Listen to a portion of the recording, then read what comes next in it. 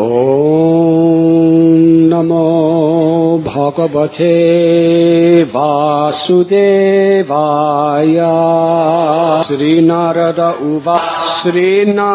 Uvacha Itavad Varnitha Guno Bhaktya Bhaktena Nirgunaha Prahladam Ranatham Prito Yatam Manyur Abhasata. The great saint Narada said, thus Lord Narasimhadev was pacified by the devotee Prahlad Maharaj with prayers offered from the transcendental platform. The Lord gave up his anger in being very kind to Prahlad, who was offering prostrated obeisances. He spoke as follows. Purport by His Divine Grace, A.C. Bhaktivedanta Swami Prabhupada. The word nirguna is important. The Mayavadi philosophers accept the absolute truth as nirguna or nirakara. The word nirguna refers to one who possesses no material qualities. The Lord, being full of spiritual qualities, gave up all his anger and spoke to Prahlad. Sri Bhagavan Uvacha Prarada Bhadra Bhadram Te Prito Ham Te Surotama Varam Vrishishvabimatam Kamapuros Vyaham Nirnam. The Supreme Personality of Godhead said, my dear Prahlad, most gentle one, best of the family of the Asuras, all good fortune unto you. I am very much pleased with you. It is my pastime to fulfill the desires of all living beings, and therefore you may ask from me any benediction that you desire to be fulfilled. Purport by Srila Prabhupada. The Supreme Personality of Godhead is known as Bhakta Vatsal, the Supreme Personality who is very much affectionate to his devotees. It is not very extraordinary that the Lord offered his devotee all benedictions. The Supreme Personality of Godhead said, in effect, I fulfill the desires of everyone. Since you are my devotee, whatever you want for yourself will naturally be given. But if you pray for anyone else, that prayer also will be fulfilled. Thus, if we approach the Supreme Lord or his devotee, or if we are blessed by a devotee, naturally we will automatically achieve the benedictions of the Supreme Lord. Yasya prasada bhagavat prasada.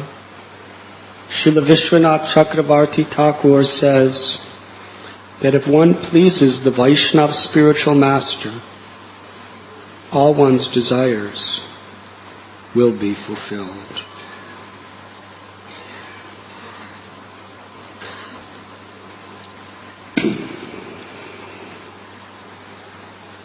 The Supreme Personality of Godhead said, my dear Prahlad, most gentle one, best of the family of the Asuras, all good fortune unto you. I am very much pleased with you. It is my pastime to fulfill the desires of all living beings, and therefore you may ask from me any benediction that you desire to be fulfilled. We are reading today from Srimad Bhagavatam, Canto 7, Chapter 9, entitled Prahlad Pacifies the Lord with Prayers. text 51 and 52.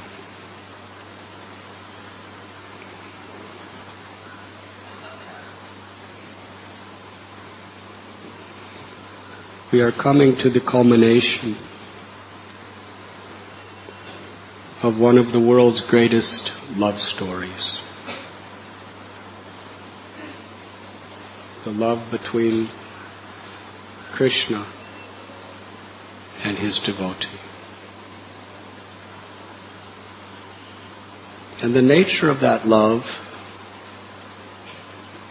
is reciprocation, with the exclusive desire to satisfy the object of love. Where there is selfishness, to that extent, it is kama, or material love, lust. To the degree it is selfless, from the spiritual platform, it is pure love, prema. At the beginning, Prahlad was conceived by Hiranyakashipu. Usually it's like father, like son. His uncle, Hiranyaksha, very, very powerful family.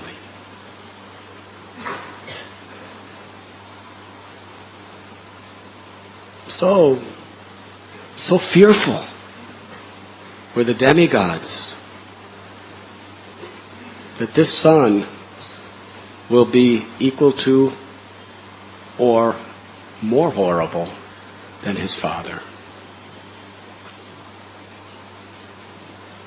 That they kidnapped the wife of Hiranyakashipu when he was away from home with the intent to murder the child when he's still an infant, when he can't fight back. Because after he grows even a little, they feared no one will defeat him.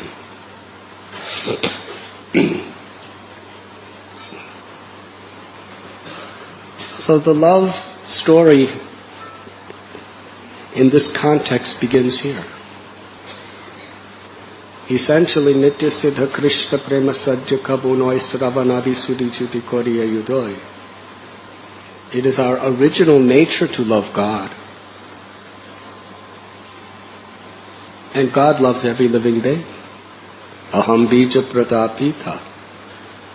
Krishna says, I am the father of all living beings. I am the mother of all living beings. Now when Krishna says this in Gita, it can be understood from different platforms. On one level you can say, Krishna says he's the father of living beings. That means everyone's coming from him. He's the origin of everything. Atato Brahman Armuna. Janmadya Shagata. That is a fact.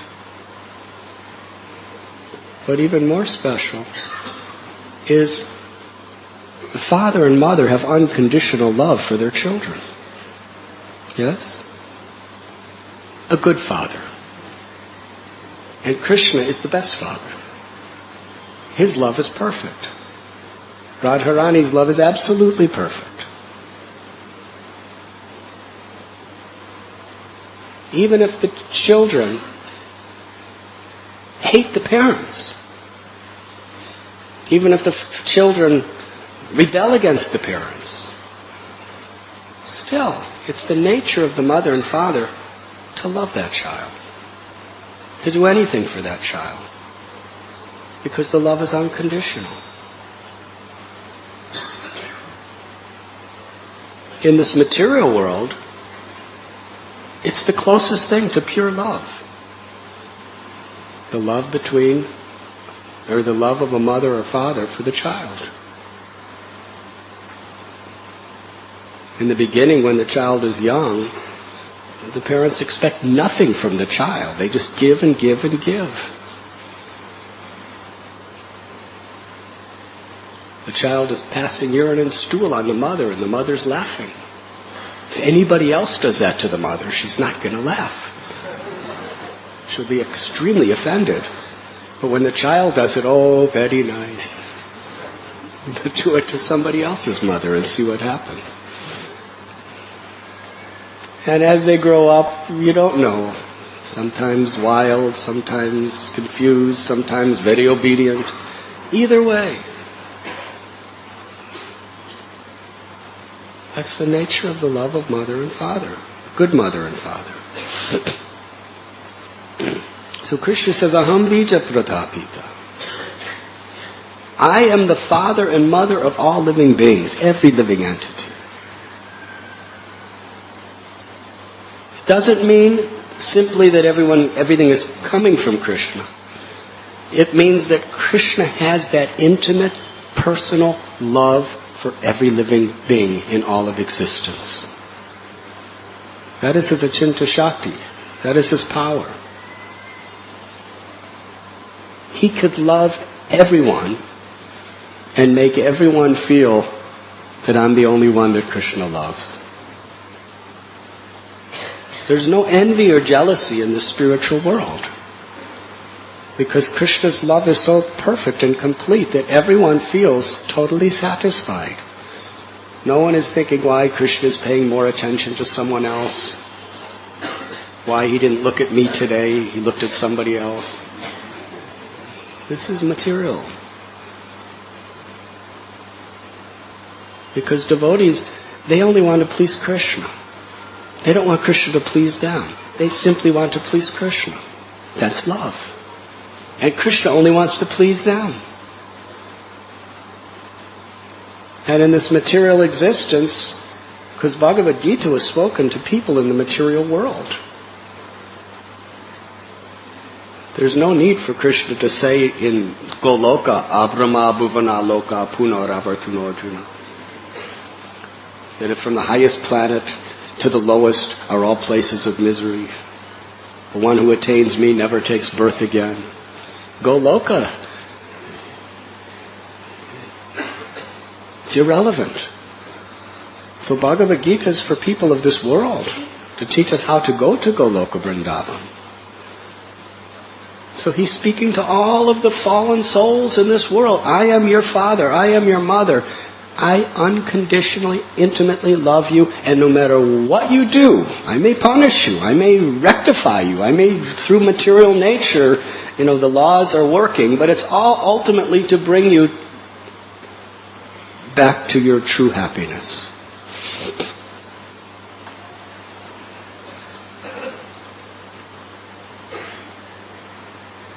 So here is this little boy, son of the person who hated Krishna more than anyone else in the universe. No one hated Krishna more than Hiranyakashipu. He had every argument and every reason to hate Vishnu. First of all, he was his prime competitor. And in the world of competition and politics, it could be very ugly, this type of competition. Hiranyakashipu wanted to be the controller of everything. But Vishnu was.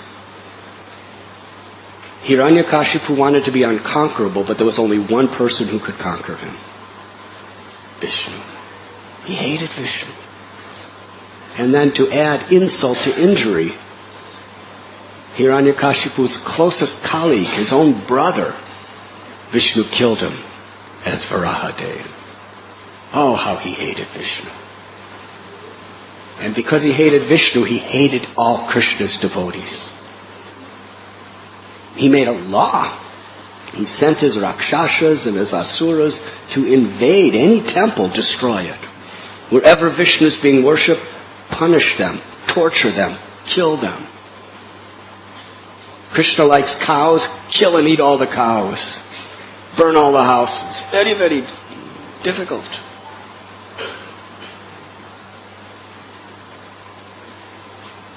And here was Haribo. So nice to see you. Please, please. Can we give this?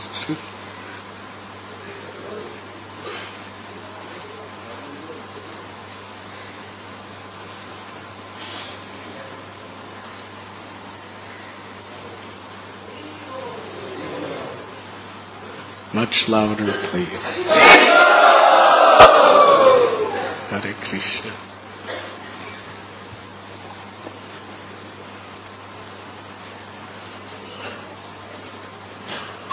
So this is the beginning of the love manifesting.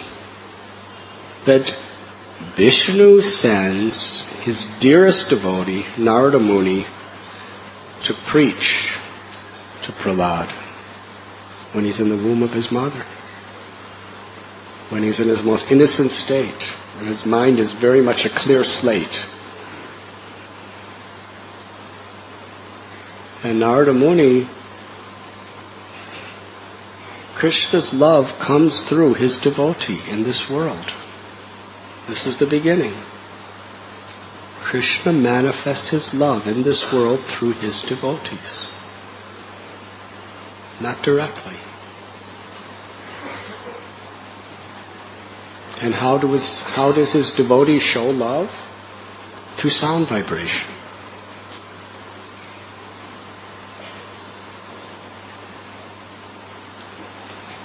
The book marathon is about to begin. How is Krishna showing his love to this world? Through his devotees. And Prabhupada is the embodiment of Krishna's love and Krishna's words. Srila Prabhupada said, I am not writing these books. Krishna is writing these books through me.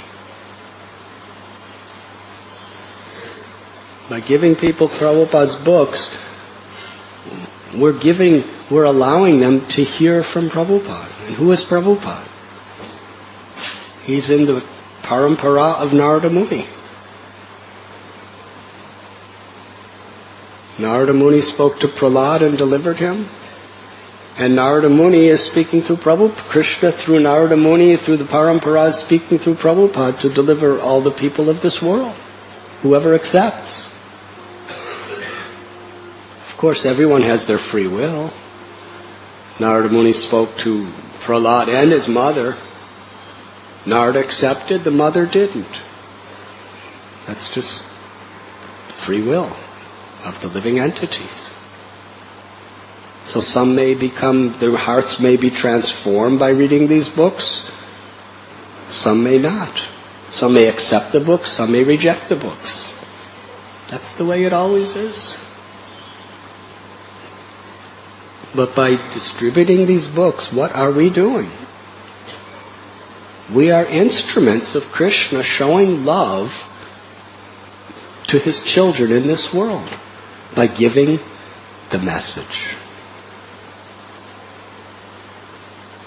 That's how Krishna showed love to Prahlad, by giving the message. Like Prahlad, we are all surrounded by so many materialistic forces, especially in Bombay.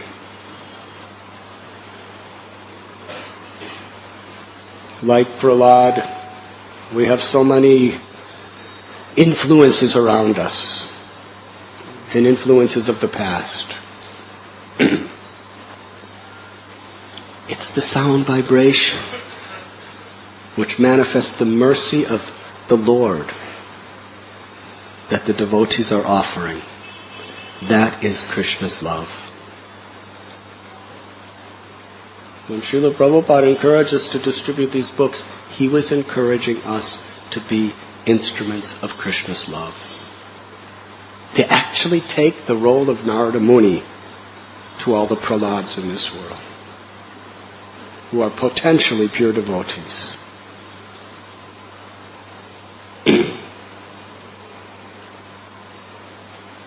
So, the Lord spoke through Narada. and gave Prahlad love for Krishna. That's where the love began. Charya Vaishnava Seva Nistarapayachike. Love of God begins by serving Vaishnavas. Prahlad reciprocated by following the teachings of Narada. Even in the most difficult circumstances possible. Some of you may think, how can I follow the pure teachings of Bhagavad Gita, Srimad Bhagavatam, in a city like Bombay? In my office. In my house where not everyone is devotees. Oh, how impossible. Oh, how terrible. Prahlad's the standard. Compared to the kingdom of Hiranyakashipu, Bombay is like Vrindavan.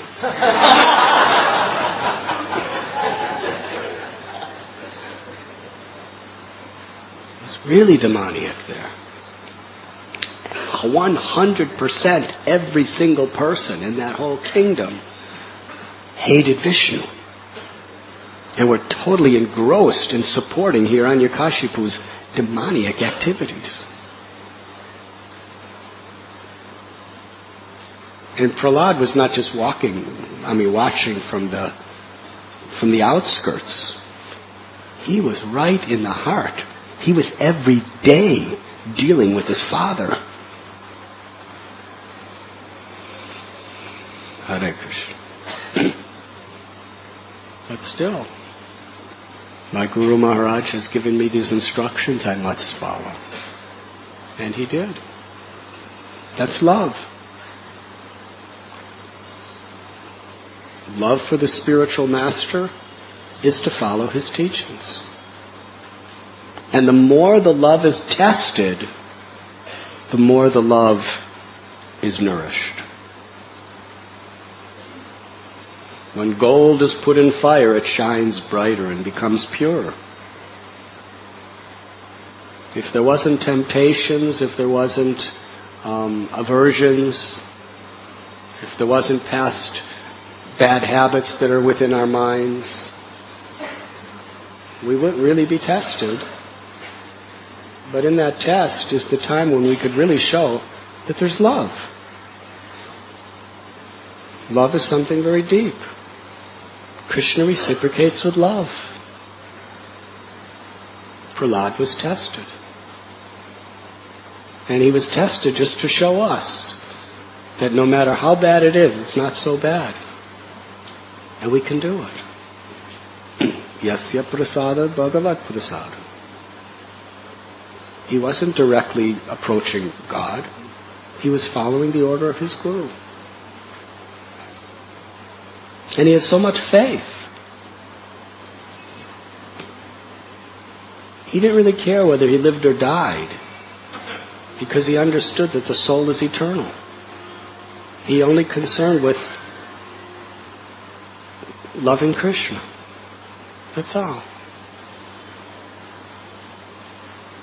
And therefore he was always Krishna conscious. This is how Prahlad reciprocated and showed his love. How Prahlad loved his Guru and Krishna. This is really a love story. You know, Romeo and Juliet killed each other because they couldn't meet.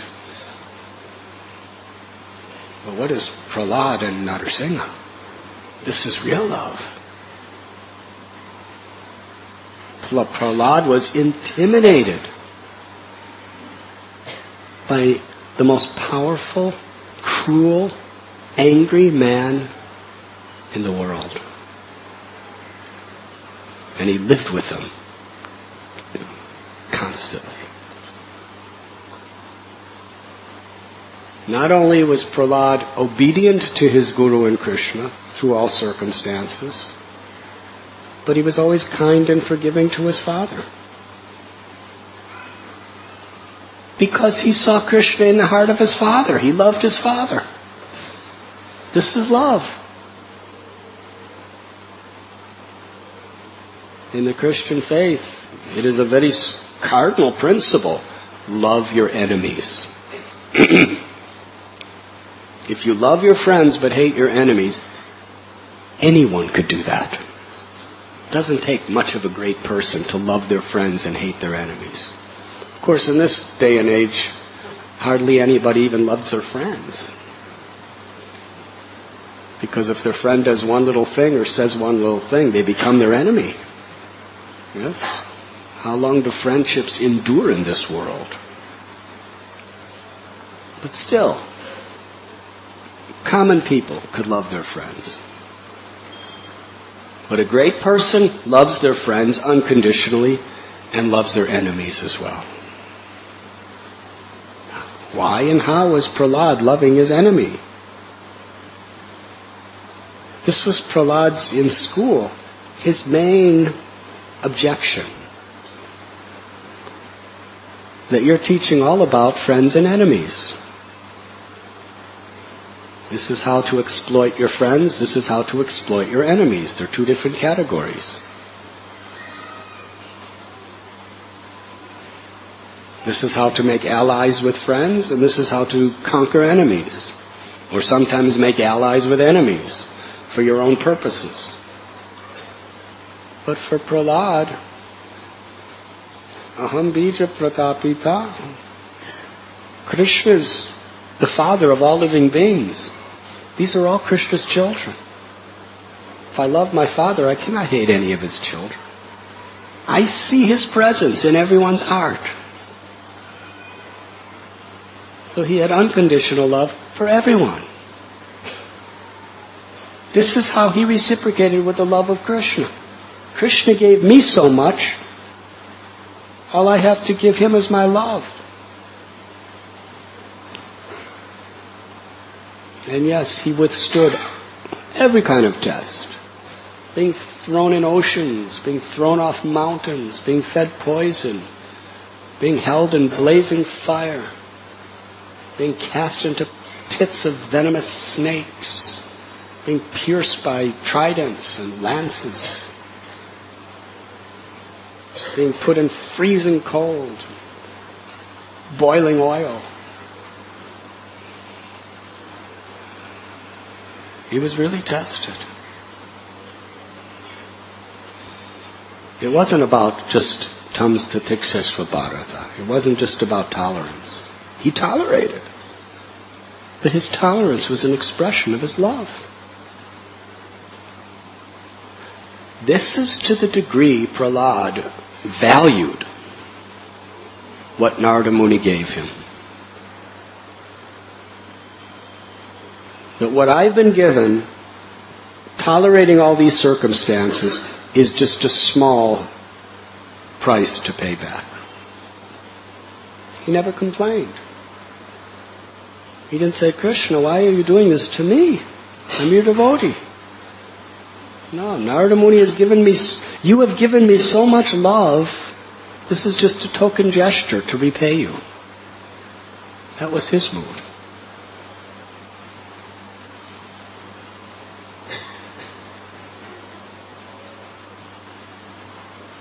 It's about love, that's all. So Prahlad maintained his love for the Lord and lived by it through the most trying circumstances. And the Lord was enjoying watching it. The Lord was being conquered by Prahlad at every moment. And ultimately the Lord was reciprocating. No matter what Hiranyakashipu tried to do, not only could he not kill Prahlad, he could not distract Prahlad's faith.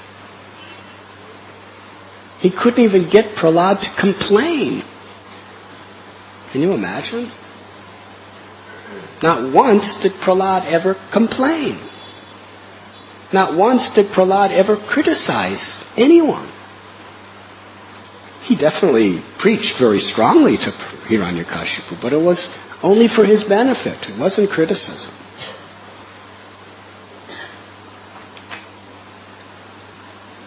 This is really how the Lord protected Prahlad.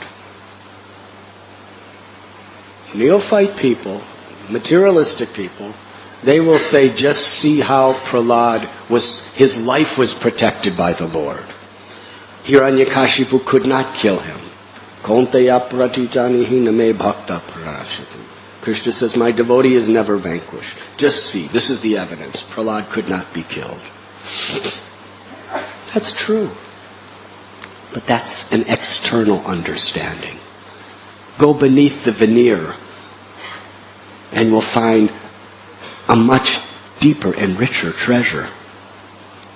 The Lord protected Prahlad in a way that Hiranyakashipu, not only couldn't he kill his body, he had no power to kill his faith.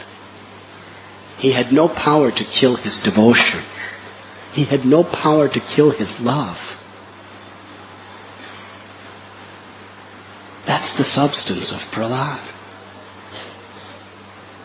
And despite Prahlad just rising above these tribulations in such miraculous ways, he never became proud. The Lord protected him from ego. He was always humble. Because Prahlad desired this so much. Everything is based on our desire. It's not just that Prahlad was such a great yogi that he could just control his mind and senses so intensely in all these situations. He was only 5 years old. Hiranyakashipu went to the Mandala mountain and Mandara mountain for thousands of celestial years to do tapasya. We don't hear about Prahlad fasting or standing on his toes. We don't even see him doing asanas or anything like that. He's just a devotee. He's just a 5-year-old child. But he had the desire. His guru implanted within his heart this desire for pure devotional service. And he wanted so much to be loyal and faithful to Krishna and his guru. And because he wanted it so much, and he did everything within his power. Krishna tells in Gita, if you surrender to me, I will preserve whatever little you have, and I will supply whatever you lack. Now, how much does a 5-year-old child have, and how much does he lack?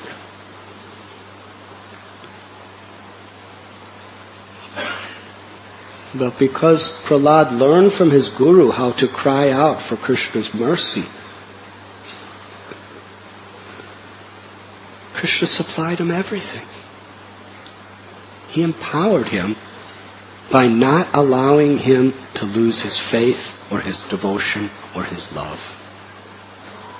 He was completely loyal, faithful.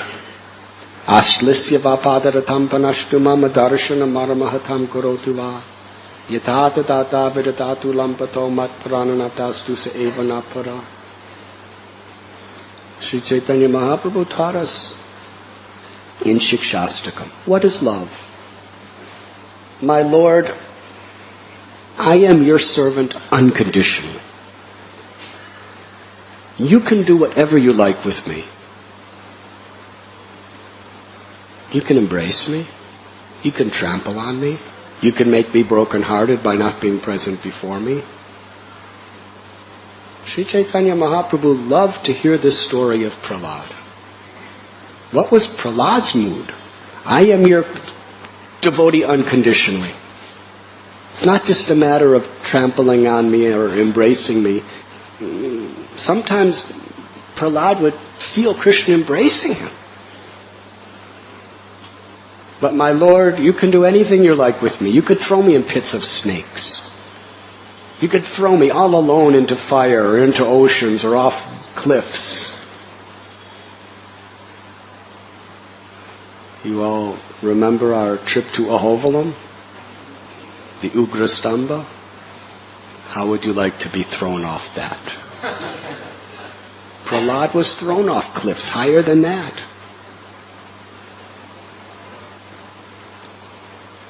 Could we pray like this? My Lord, you could throw me, when you're up there looking down, can you honestly say, my Lord, if you like, throw me?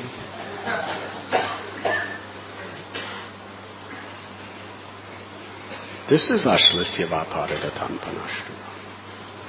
Prahlad lived it. I am your servant unconditionally.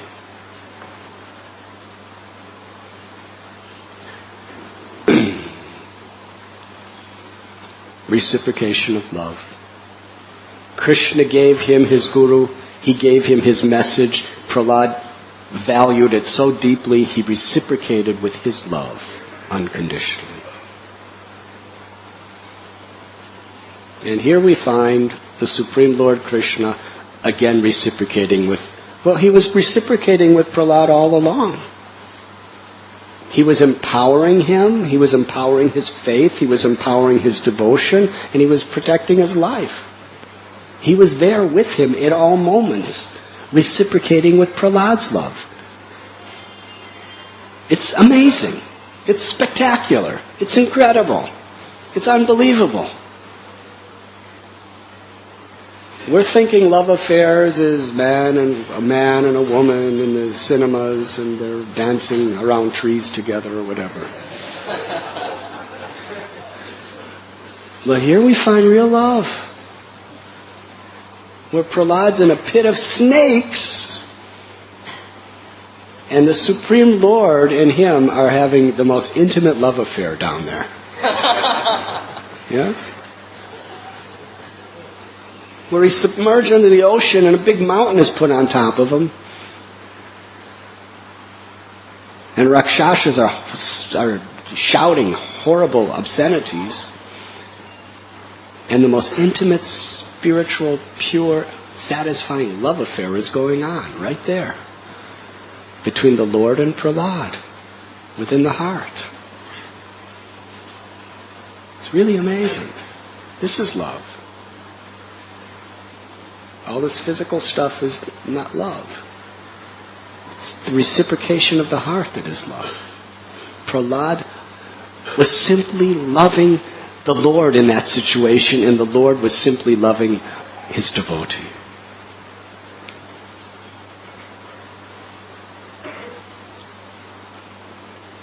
And at a certain point where Hiranyakashipu was about to try to sever Prahlad's head with his own sword,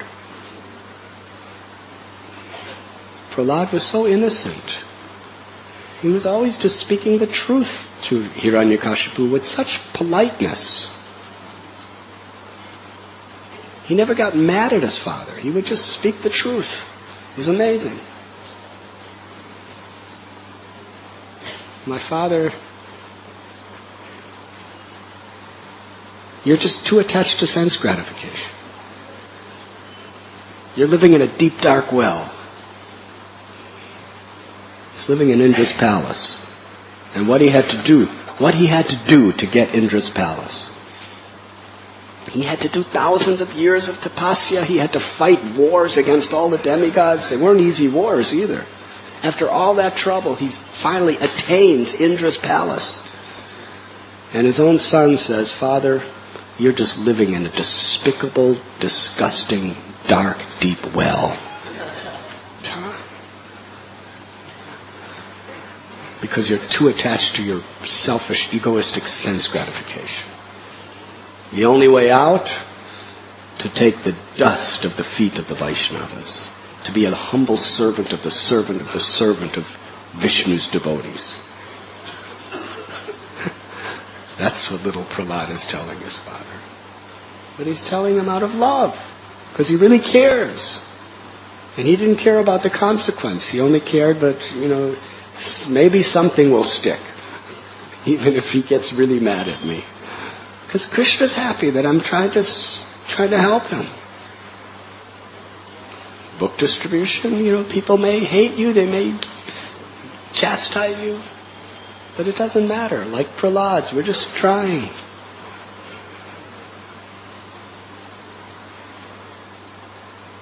Prabhupada gave us that service. We should be in that mood. It's a reciprocation of love. Prabhupada gave us so much, we're trying to give it to others. Krishna gave Prahlad so much, he was trying to give it to others. Gave it to his father, gave it to his classmates, gave it to Sanda and Amarka, his teachers, whoever. Out of love. Out of gratitude.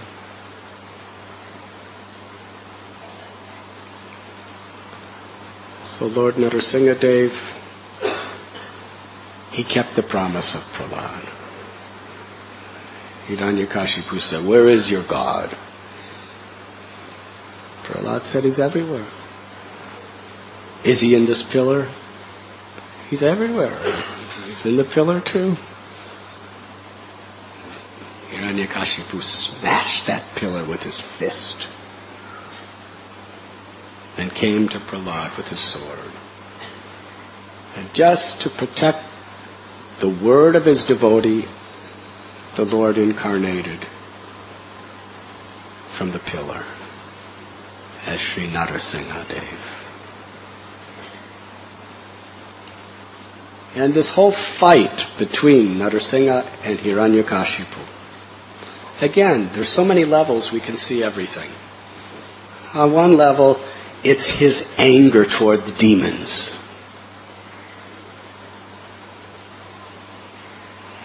But on a deeper level, that whole battle was just Narasimhadev's love for Prahlad. That's all. It was, the Lord is unlimited, and he could express his love in so many ways. And for Lord Narahari, he was expressing his love for Prahlad by this immense battle with Hiranyakashipu. And it lasted about half the day. And just to show his love for Lord Brahma,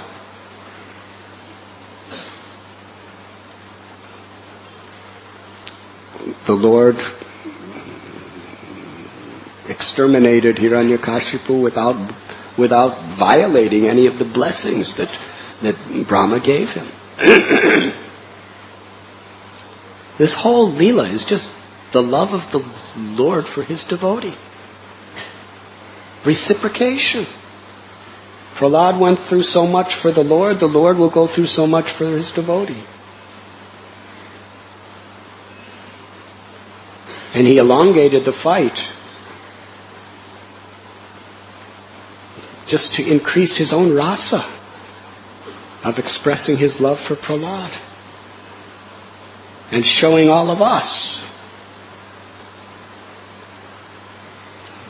how the Lord is willing to do so much for his devotee.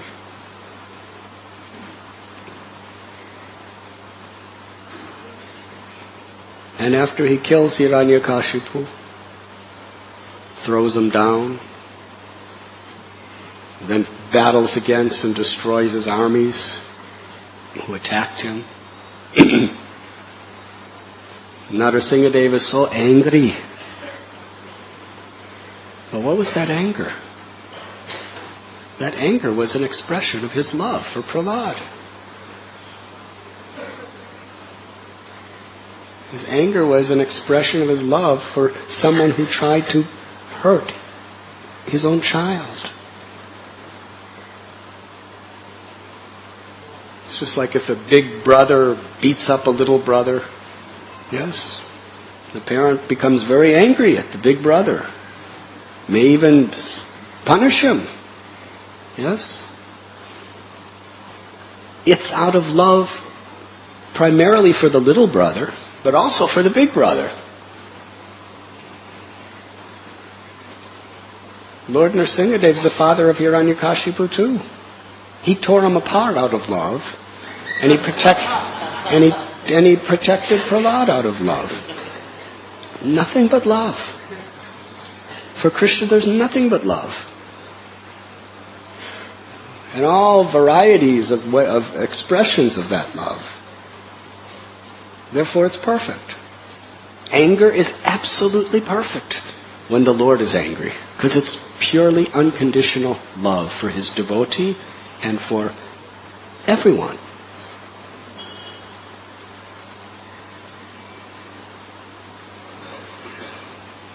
But as soon as, for us, as soon as our anger is based on the selfish frustration, that anger is no longer love. It becomes a perverted reflection. But the origin of anger is love. The origin of lust is love. The origin of greed is love. The origin of pride is love. In God and in His pure devotees and in the spiritual world, all of these are there, but with no false ego. They're all for the pleasure of Krishna, and Krishna does it all for the pleasure of His devotees.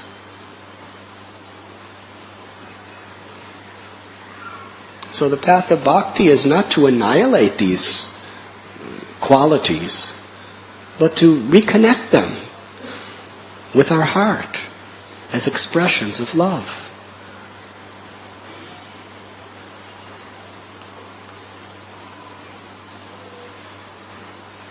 After killing Hiranyakashipu, in this verse, Prahlad he was so angry, Nrsingadev, that even the demigods could not approach him. They just never saw anything so angry like this. You see, Prahlad could recognize it as the sweetness of his love. But others could not recognize that. They just saw it as anger. They knew it was pure, they knew it was transcendental. But they weren't feeling that love in his anger the way Prahlad was. So they couldn't approach him. Brahma was standing, trembling. Shiva, what to speak of Indra and the others? They asked Lakshmi to approach him. He's too angry. Try to pacify him. Lakshmi said, I've never seen my husband like this before. I can't even recognize him. Even Lakshmi could not approach him. And then Prahlad was asked, why didn't Prahlad just run right up at the beginning? Because he was so humble. He considered everybody else more qualified than him. It's the nature of a devotee. Prahlad didn't go and say, all of you are just scared. I'm not scared. Prahlad was thinking, they're all superior to me. I'm just, born in a family of demons. I have no good qualifications. This is the way he's thinking. And here are demigods who are, my Brahma is his param guru. Very powerful people. It wasn't until he was asked. And then with great humility, with no fear in his heart. Why no fear? Because he saw that anger as the Lord's love. Srila Prabhupada told us when during World War II, I believe it was the Japanese were bombing Calcutta, bombing the city. Planes going overhead. And air raid sirens going off, and then there was air raid shelters where you go underground to protect yourself from the bombs. Everyone was running in panic. Prabhupada was cooking puris. He didn't go. He didn't go to the air raid shelter. He was considering that this is my Lord coming. Like the Virat Rupa. My Lord is coming in the form of these bombs. He was seeing God's love in that. There was no fear. On one level, to be fearless is when you can control your senses and you're not attached to the body. Then you become fearless. But Bhajahure Manasri Nandanandana Abhaya Charana Ravindare. This is a whole nother level of fearless. In bhakti, everything is founded on love.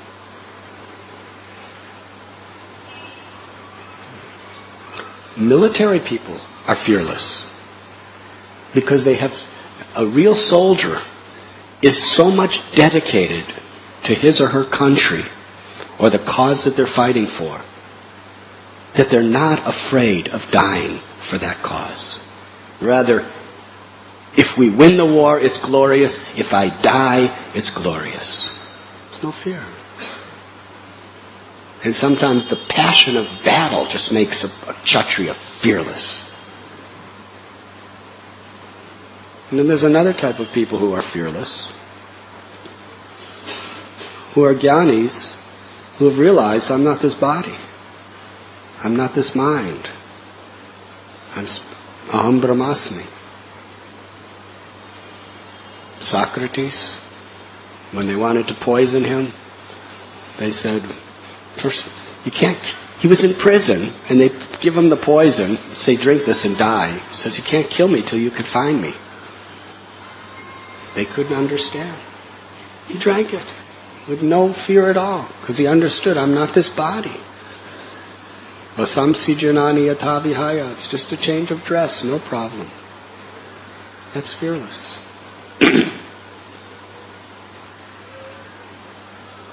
But in Prahlad's case, in Prabhupada's case, fearlessness is something much more deeper. Bhajahure mana srinandanandana abhaya charanara vindare. He's not praying, my mind, just meditate on Brahman and you'll be fearless. Meditate on the son of Nanda and you will be fearless. Because in love, you recognize your Lord's love in every situation. And you just reciprocate. Everyone has to die sometime. So let me just, whether I die from a bullet or whether I die from a disease or whether I die from being executed or whether I die from old age, it's not all that much difference. Let me just die remembering you, my Lord, thinking of you. Antakali chamami vasmanan maktva kalevanam. If we remember Krishna, we go back to Krishna. Krishna doesn't specify the particular way you die. It's universal. Any way you die, young or old, gradual or swiftly, any way you die, remembering Krishna, you're going to go to Krishna. And you have to die. So just remember Krishna. Bhajahure mana, what do we have to fear? To the degree we love Krishna, we love living for Krishna, we love dying for Krishna. We're Krishnas. I am yours. I am for you. Maro birako bijo icha tohar. Nitya Krishna Das. Bhakti Vinod Thakur. You can protect me or you can kill me. I'm yours. I'm yours, Krishna. Do whatever you like. That's love. In love, there is the highest level of fearlessness. It's no longer just an indifference to pain and death or failure. In love, It's a reciprocation. Whatever you do to me, Krishna, you could give me everything, you could take everything away, I'm yours. Because I love you. That's Prahlad. The Lord took everything away from Prahlad. The only thing he had was his remembrance of Krishna. And Prahlad was completely satisfied. Hiranyakashipu had everything except remembrance of Krishna, and he was always miserable. There's a good moral to this story. What do we really want?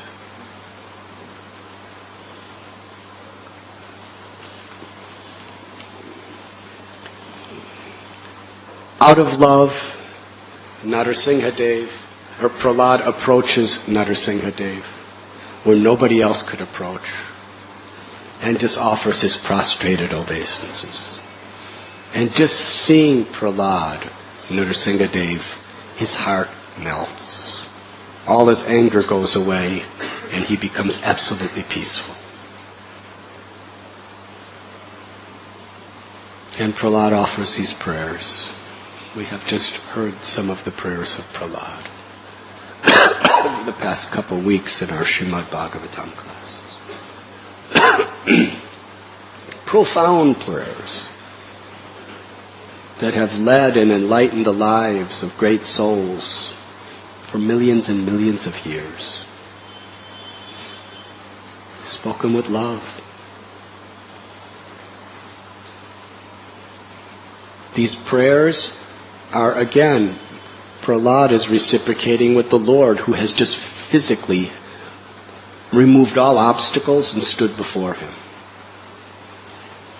And hearing the prayers of Prahlad, the Lord is conquered and again reciprocates with his love in this verse by offering him any benediction. My dear Prahlad, most gentle one, best of the family of Asuras, all good fortune unto you. I am very much pleased with you. It is my pastimes to fulfill the desires of all living beings, and therefore you may ask from me any benediction that you desire to be fulfilled.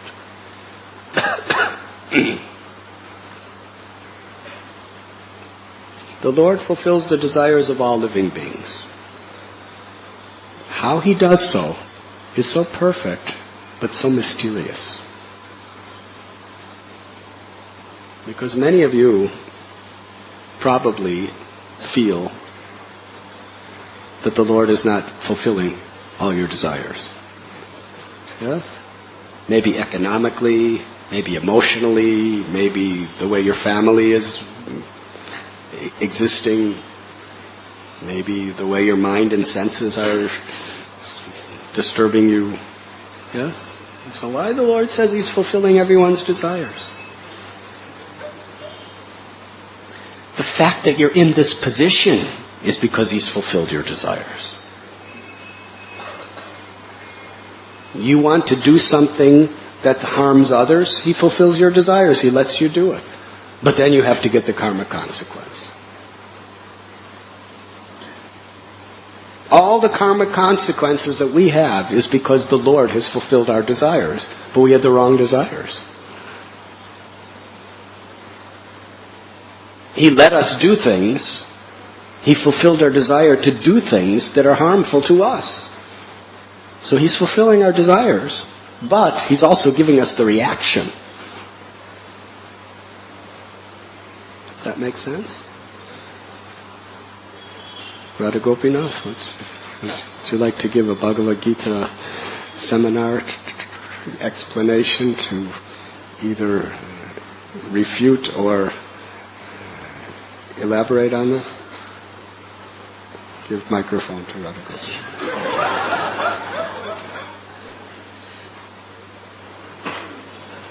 Someday when I understand, I will elaborate on this. That means I'm confusing you. The Lord is saying, I'm fulfilling everyone's desires.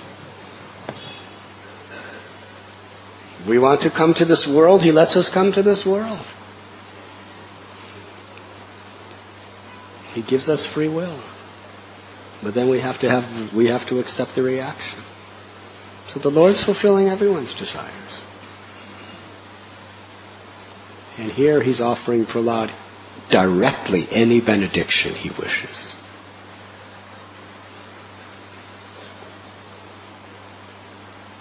It's His love for Prahlad. He's conquered by Prahlad. He wants... Nrsingadev is giving Prahlad in total himself. Why? Because Prahlad gave in total himself to Nrsingadev. This is love.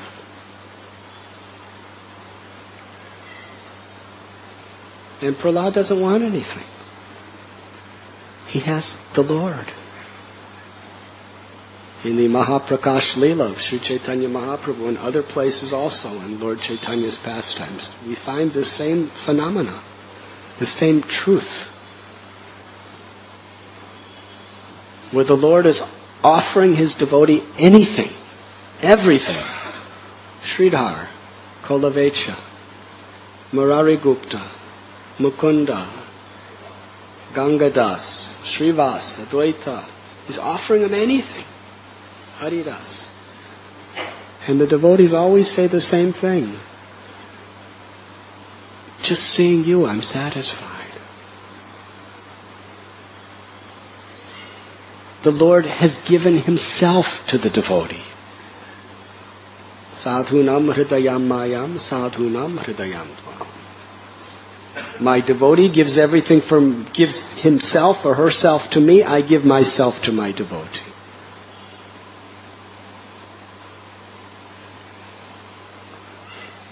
What could Prahlad want? The Lord is not just standing before him. The Lord is giving His complete love to Prahlad. And Prahlad is feeling that love. And you're asking me for a benediction? You're already giving me everything. The benedictions are all details.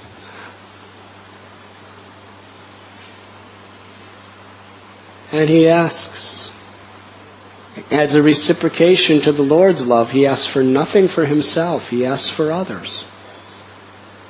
Because he knows that will please the Lord. He asks, give the liberation to my father. Protect me from ever forgetting you and falling into illusion. And as long as there's any unfortunate person living in this world forgetting you, even if they're enjoying or suffering, let me take birth to try to help them.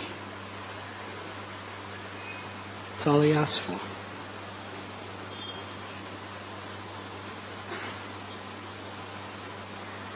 Then the Lord's reciprocation is He makes Prahlad the king. Even though Prahlad didn't even want it. He made him the king. Because ultimately Prahlad just wanted to serve. And this is the way he could best serve.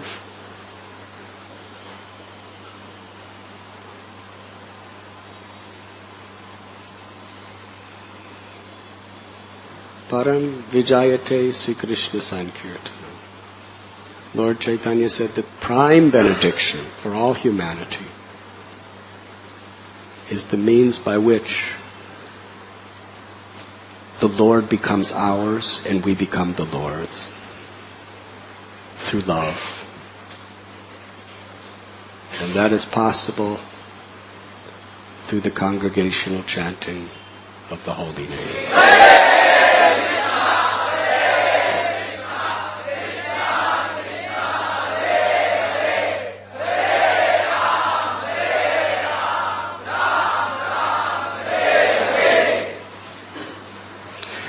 Is there any question? Yes, Prishabhanu Prabhu. Speaking of fathers.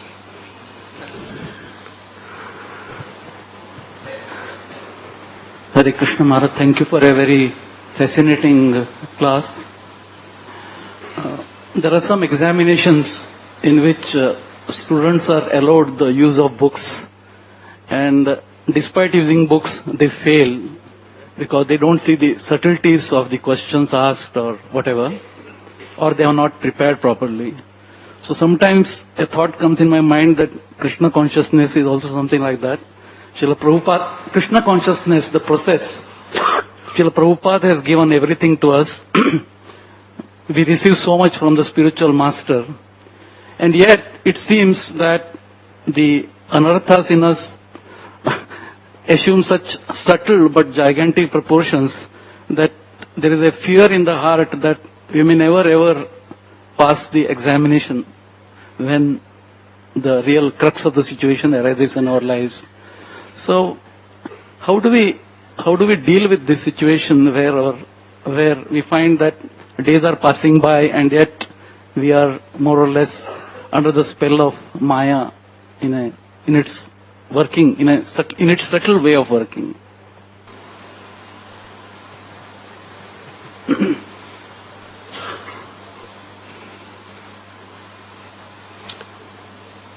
We have to learn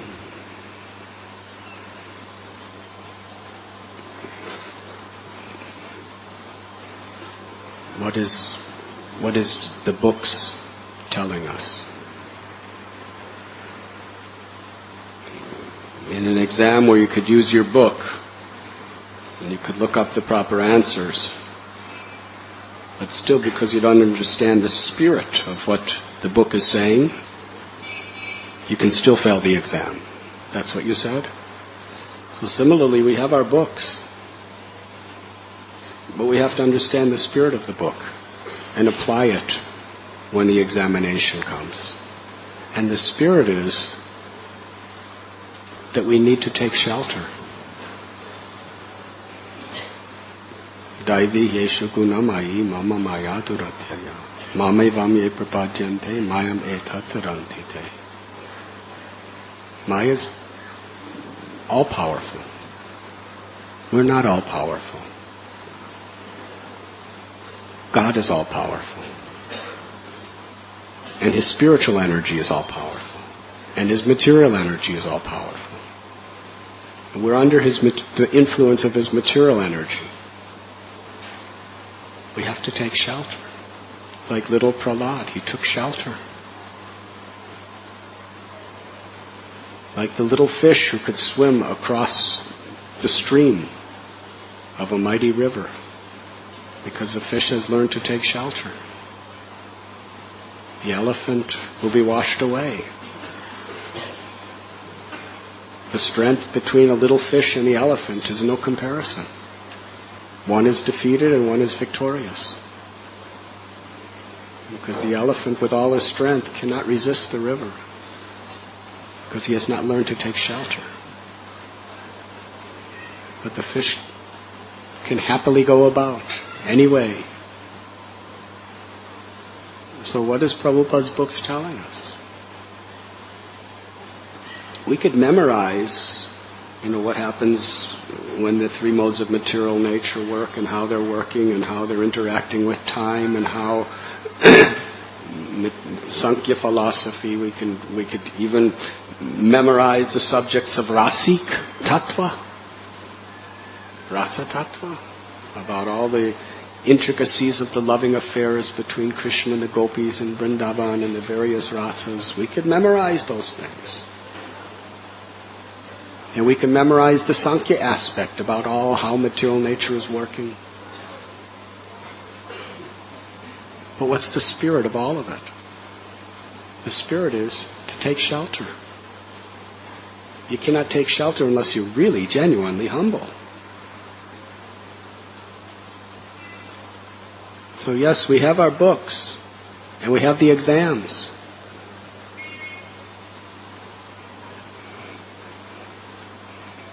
But we have to apply the spirit of the books to take shelter. And we desperately need the association of devotees who are honestly taking shelter. Yes? We need them.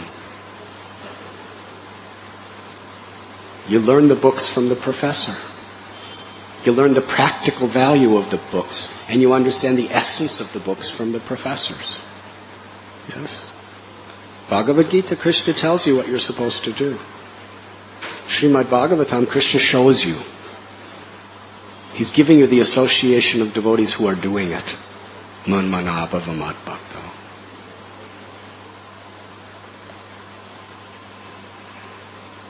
So we need the association of devotees. And we need the books to understand the Spirit, to take shelter of the Lord, like Gajendra. We're all in the crocodile's mouth of Maya. We're all in that situation. No matter how big, no matter how intelligent, no matter how famous, we cannot conquer the crocodile unless we humbly offer the lotus flower of our submissive love to the Lord. And every time we fail an exam, instead of just becoming depressed and giving up, every time we fail, we should understand what I did wrong and what I really have to do. And it should fortify our determination to do the right thing, to humble ourselves, to take shelter. When Maya is attacking, we have to tolerate, but that's not enough. We have to really, really seriously, actively, dynamically fix our mind and senses on Krishna. Through our service, through our prayer, through chanting the holy names, through hearing the scriptures. We have to take shelter.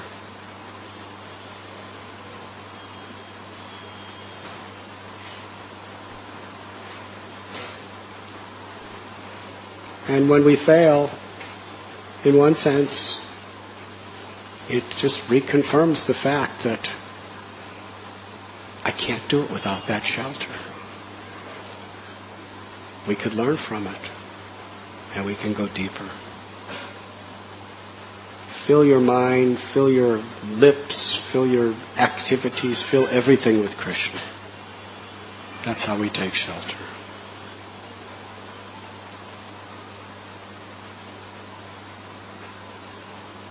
Does that answer your question?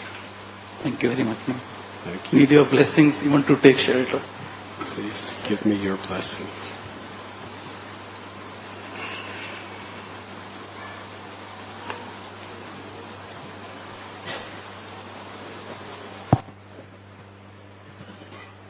Maharaj,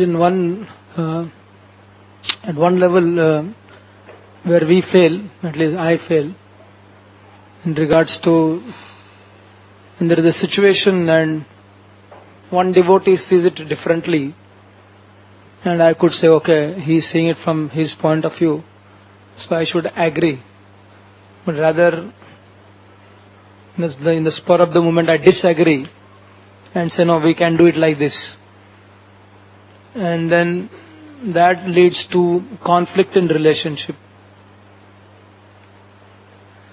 We know philosophically I should not do it, rather maintain that relationship. But the situation forces us to act according to our false ego. So how do you overcome this, rather than adjusting and going with our service and actually enhancing the service?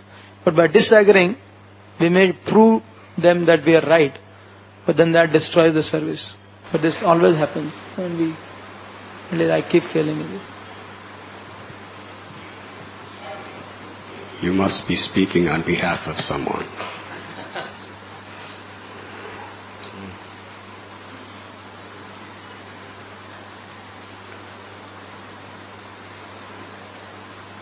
On behalf of me, perhaps.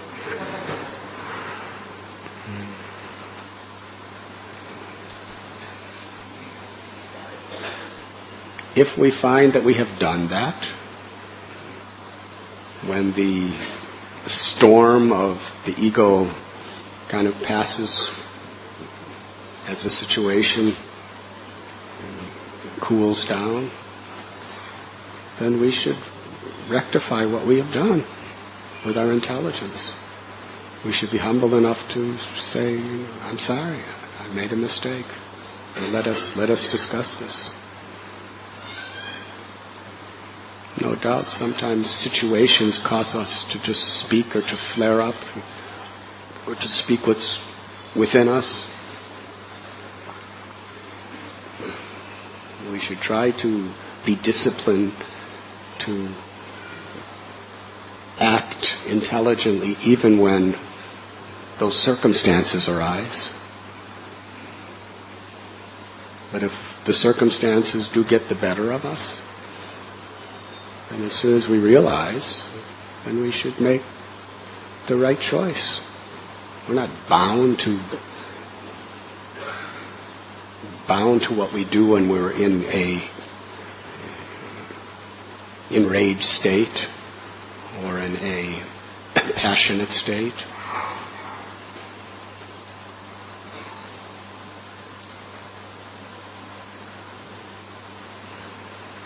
Does that answer your question? So if you've said that, no, this is wrong, this is the right thing, and you really believe it, but after saying that you realize that actually what I've done is more wrong than right because of the effect that it's having, then you readjust and you communicate and try to make things better. It's the nature of human relationships. We're all going to be making mistakes with each other. We're all at certain times going to be either intentionally or unintentionally mistreating each other due to circumstances. That's natural. The question is, how do we rectify it? How do we deal with it after it's done? We should try not to do it. But inevitably, these things happen. We have to put the higher principles of what pleases Guru and Krishna on top of our own opinions, our own passions. What does Guru and Krishna want? And if we're sincere, we'll understand that. Or we'll ask.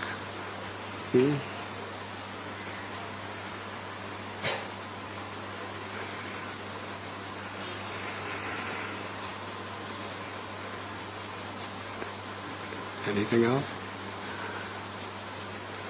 Is that answering your question, or is it something more subtle than we're comprehending?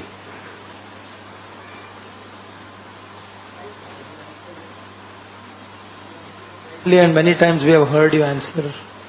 We remember what you say, but still when that situation comes, we keep failing.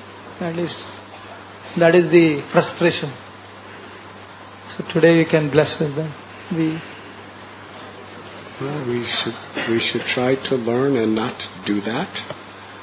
But even if we do, it's not so bad if we rectify it properly. And rectification means to harmonize on a higher level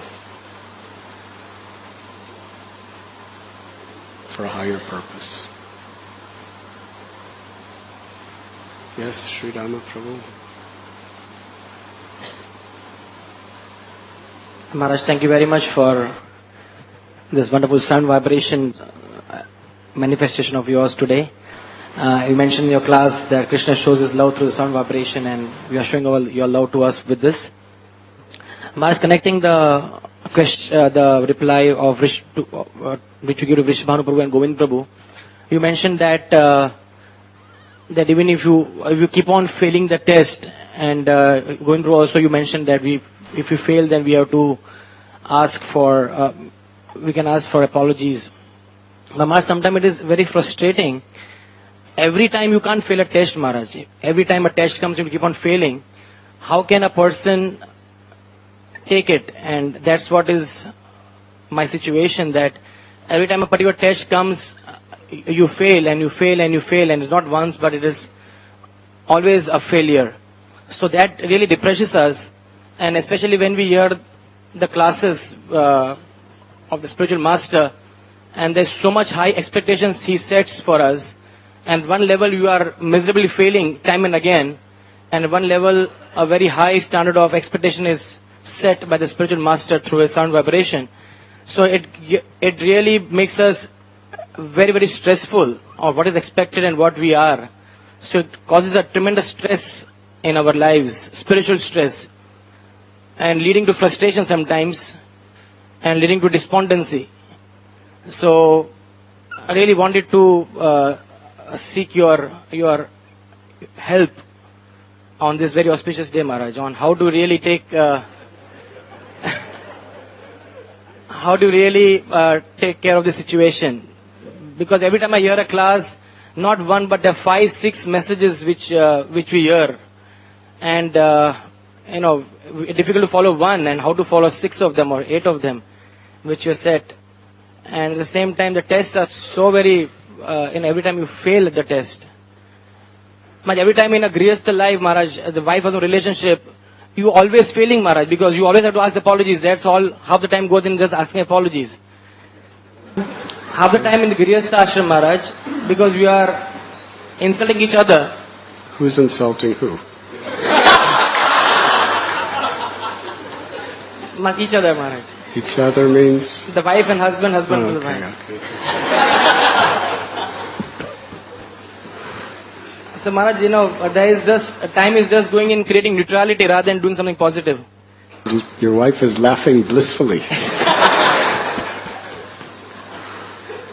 So Maharaj, this is not the only thing, Maharaj, but the test of how to control anger and how to say no to Maya, we are miserably failing, Maharaj. So and the standards are so high. Please help, Maharaj.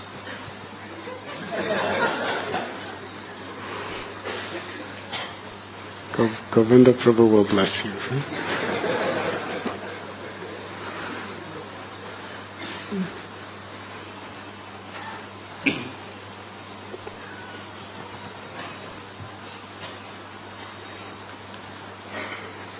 Grihastha life is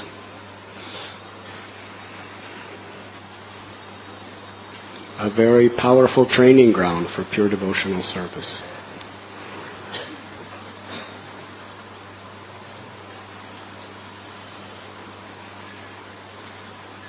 Grihamedi life is a training ground for material bondage.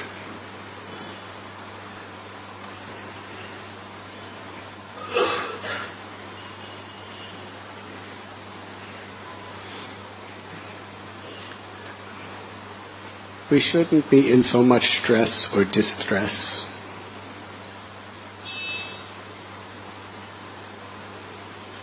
We should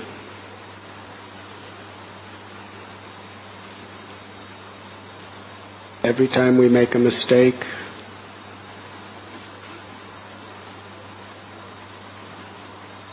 we should atone for that mistake.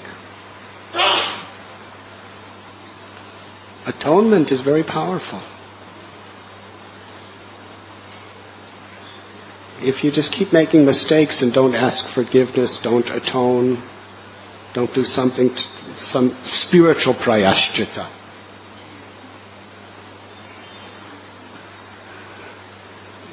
then the tendency is that we don't take it seriously.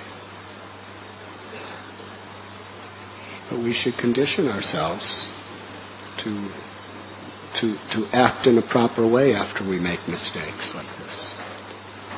We should humble ourselves. We should admit our faults. And we should take shelter and keep trying. Just keep trying. Be sincere, have the right intention, and sincerely keep trying.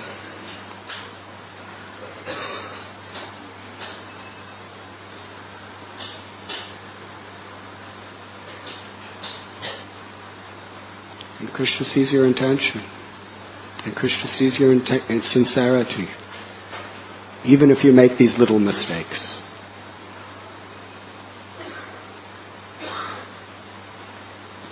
He'll see your sincerity and your intention by your prayer, by your desire, by how you're really trying to take shelter of your sadhana to give you strength, by how you're really taking shelter of the Vaishnavas to give you strength.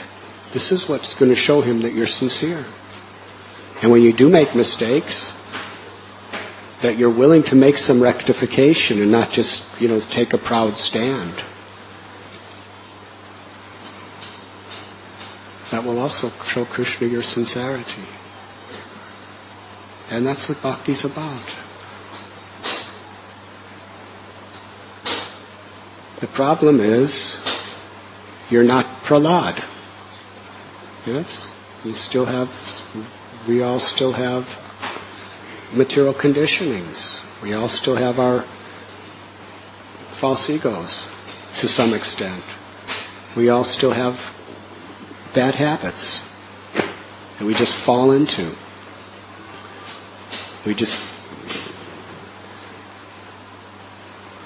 Maya presents herself and we just fall into bad habits. We have to really be serious to try to replace our bad habits with good habits.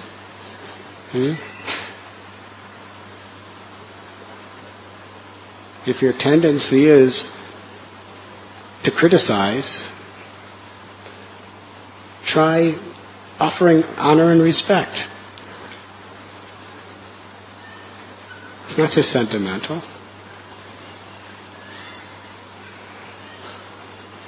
Try introducing good habits, good disciplines, and replace the bad ones with that. And if you're sincere and you're taking shelter of the right places, Krishna can empower you.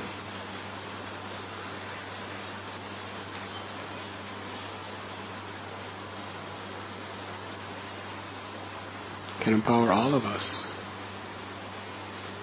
The most important thing is we know what's right, we're striving for it, and we keep trying. And in the meanwhile, we're taking shelter of Srimad Bhagavatam, Vaishnavas, deities, holy name, and devotional service.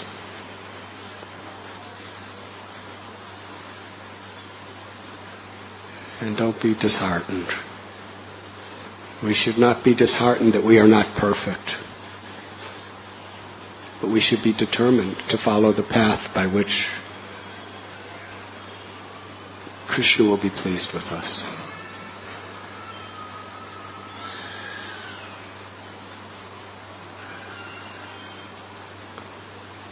Yes, Kirtida Devi.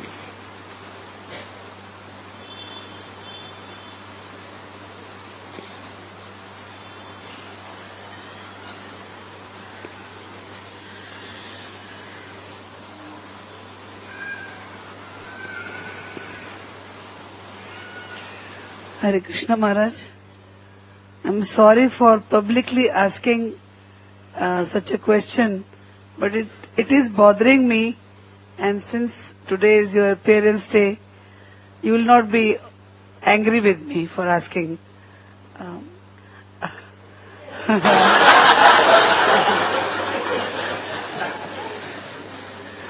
My problem is, Maharaj, I feel I have come too late into Krishna consciousness, and I find all around me youngsters, and I feel very isolated, Maharaj. I feel very lonely, and although I try to give love to people, and people also respect me a lot, but love factor is missing, and I do need someone who can guide me, because they all look upon me as a senior person, they all respect me, but there's no interaction. So I do miss that factor, Maharaj, and many times I feel very, very isolated. Please tell me what I should do, how I should take shelter.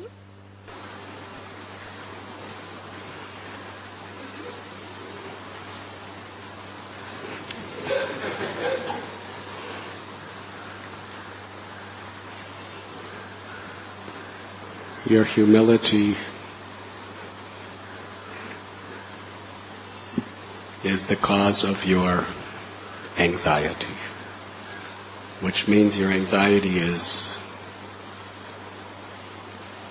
divine, it is spiritual. So just go on feeling like this. And you will certainly not only go back to Godhead, but help so many others go back to Godhead. Does that answer your question?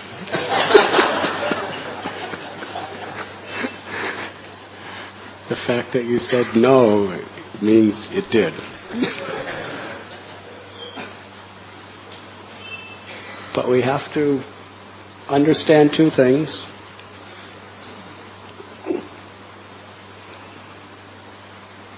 One, that we're not these bodies. We're not old and we're not young. We're all eternal servants of Krishna. And you're only as old as you want to think you are.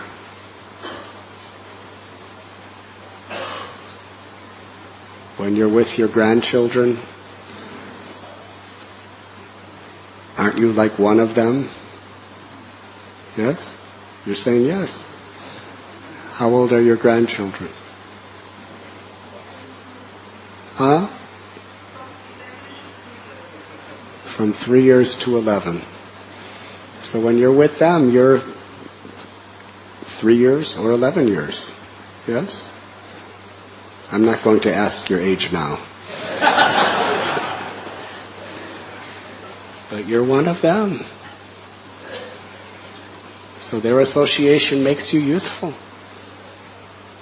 Similarly, all these young girls who are coming around you to take guidance from you, if you want to feel that I'm just an old lady who's just telling them the wisdom of the world, then that's what it is. But you don't have to feel like that. When they're coming to you, you're just one of them who just knows more. Yes? Because you've been around longer, but you're one of them. You just know more. Srila Prabhupada would play with children like a little child. But he still had the wisdom of an acharya.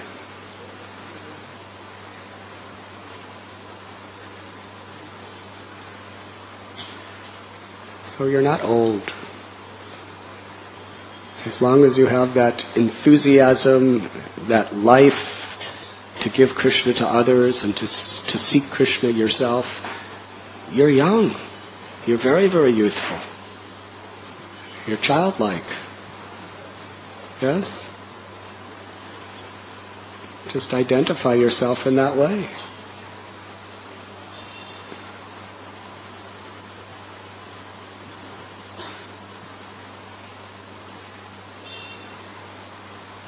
And another thing is,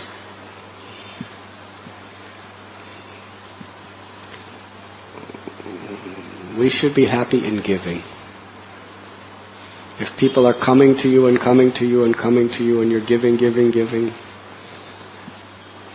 you should understand that there's a reciprocation of love in their receiving and your giving.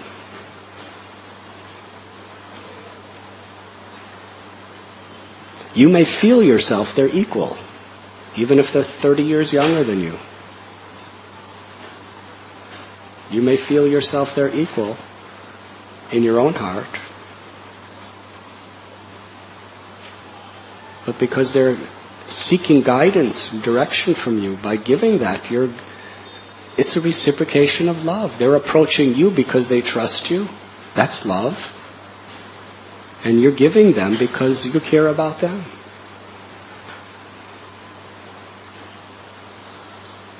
So I do not think there's any shortage of loving relationships in your life. I think it's just a matter of being able to identify it and reciprocate with it. When you think you're very great, you become extremely isolated. As they say, it's very lonely at the top. Yes? But you can, in one sense, in the sense of hierarchy or whatever, you could be at the top. But you're only lonely when you think you're at the top. If you're really thinking, I'm just the humble servant of everyone, then you'll never be lonely. But if you think everyone's serving me, then it's very, very lonely.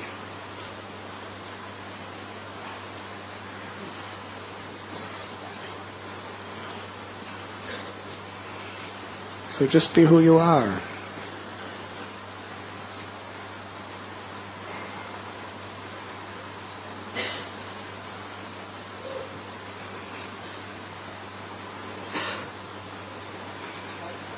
Vrishabhanu Prabhu, would you like to give any commentary to this?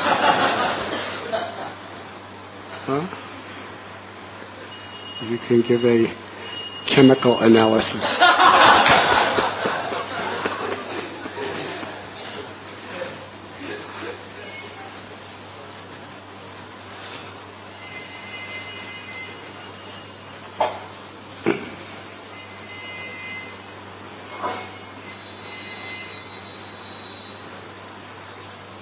I think we should end here. Srila Prabhupada ki jai. Thank you very much.